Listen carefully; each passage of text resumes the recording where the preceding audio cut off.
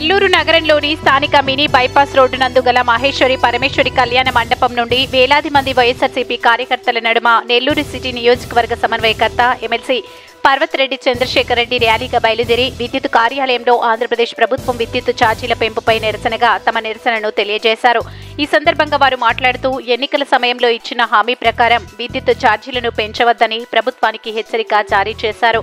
ఈ కార్యక్రమంలో మాజీ ఎంపీ ఆదాల ప్రభాకర్ రెడ్డి, మాజీ deputy mayor Khaleel Ahmed, city నియోజకవర్గంలోని కార్పొరేటర్లు, మహిళలు, వైఎస్ఆర్సీపీ కార్యకర్తలు అధిక సంఖ్యలో పాల్గొని తమ నిరసనను తెలిపారు. కూడా ఒక రాష్ట్ర స్థాయి ప్రోగ్రాం కాదు, ఒక జిల్లా స్థాయి ప్రోగ్రాం కాదు, కేవలం ఒక నియోజకవర్గ స్థాయిలో ఉన్నటువంటి సామాన్యులంతా రోడ్డు మీదకి జల ప్రవాహం లాగా ఈ రోజు రావడం కూడా జరిగింది. మీరంతా చూశారు. కొన్ని వేల మంది ఈ రోజు ముందుకొచ్చి వారు పడుతున్నటువంటి ఇబ్బందిని ప్రభుత్వం దృష్టికి తీసుకెళ్లాలనే ప్రయత్నంలో వైఎస్ఆర్సీపీ వారికి తోడుగా, వారికి అండగా ఆ సామాన్యుల పక్షాన్ని నిలబడుతుందని చెప్పడానికి వైఎస్ఆర్సీపీ ఈ రోజు వారితో పాటు నడుస్తా ఉంది. ఈ రోజు చూస్తా ఉన్నాం, కొన్ని వేల మంది ముందుకు వచ్చారు. చంద్రబాబు నాయుడు గారు ఎలక్షన్స్ ముందు ఏం చెప్పారు? తల్లికి వందనం కింద 15,000 రూపాయలు ఇస్తానని చెప్పి ఆ తల్లిని మోసం చేశారు. ఆడబిడ్డ నిధి అని చెప్పి ప్రతి ఆడబిడ్డకి 18,000 రూపాయలు ఇస్తానని చెప్పి ఆ ఆడబిడ్డల్ని మోసం చేశారు. మహిళలందరికీ కూడా ఉచిత బస్సు ప్రయాణం అని చెప్పి ఆ మహిళలను మోసం చేశారు. నిరుద్యోగ భృతి అని చెప్పి నెలకు 3,000 రూపాయలు ఇస్తానని చెప్పి సుమారుగా 13 లక్షల మంది నిరుద్యోగుల్ని వారిని మోసం చేశారు. 20 లక్షల ఉద్యోగాలు ఇస్తానని చెప్పి వారికి ఇవ్వకుండా వారిని మోసం చేశారు.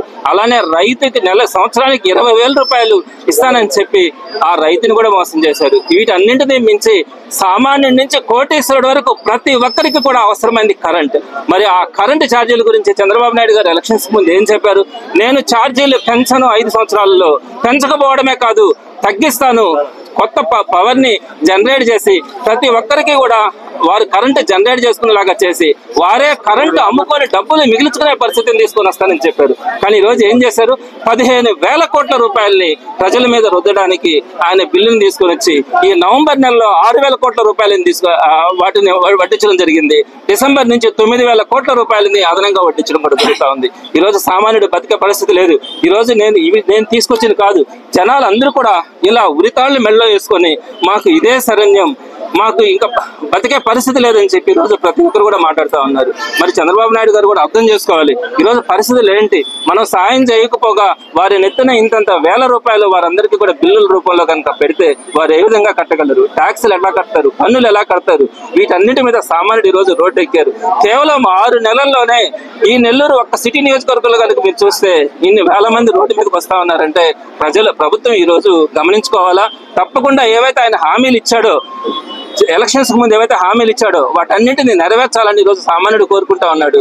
ఆ సామాన్యుడు తరపున వైఎస్ఆర్సీపీ బలహీన వర్గాల్లో ఉన్నాయి. వారందరికీ కూడా ఈ రోజు ఇబ్బంది కలిగే పరిస్థితి ఉంది. కాబట్టి వారందరి తరపున మిమ్మల్ని మీరు చెప్పినటువంటి హామీ నెరవేర్చకుండా మీకు తెలియజేస్తూ ఛార్జీలను ఇమీడియట్ గా డిమాండ్ చేస్తా ఉన్నాం.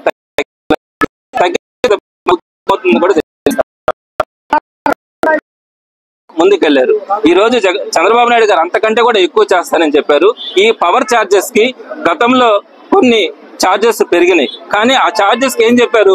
ఆ ఛార్జెస్ నేను వెనక్కి తీసుకొని వస్తానని చెప్పి ఆ ఛార్జెస్ ని అట్లనే ఉంచి మరి దానికంటే మిన్నగా 15,000 కోట్ల రూపాయలు పెంచితే దాన్ని మీరు ఏ విధంగా మీరు సమర్థిస్తారు? మీరు ఆలోచించుకోవాలి. మీరు అప్పుడు పథకాలు ఏమైనా ఇస్తున్నారా? సంక్షేమ పథకాలు 1,40,00,000 మంది రోడ్డును బట్టి అల్లాడుతా ఉన్నారే, వారికి ఏదైనా పథకాలు ఇస్తుంటే సో నేను ఆ పథకాలు ఇస్తా ఉన్నాను కాబట్టి ఇక్కడ నేను పెంచాల్సి వచ్చిందని చెప్పి అర్థం చేసుకునే పరిస్థితి ఉంటుంది. నువ్వు అది ఇవ్వక ఇది ఇవ్వక సరే ఏదీ చేయలేదు, అప్పులు చేయకుంటున్నావు అంటే అదిలే. సుమారుగా 75,000 కోట్ల రూపాయలు ఇప్పటికే అప్పులు చేస్తున్నారు. జగన్మోహన్ రెడ్డి గారు అన్ని చేసి కూడా ఆయన చేసినటువంటి అప్పులు మనకు అందరికీ తెలుసు, వీళ్ళు చెప్పినటువంటి అబద్ధాలు కాదు. మరి ఈ రోజు 75,000 కోట్ల రూపాయలు 6 నెలల్లో అప్పులు చేస్తే మరి ఏ విధంగా అర్థం చేసుకోవాలని మీ ద్వారా అందరికీ కూడా తెలియజేస్తా ఉన్నాను.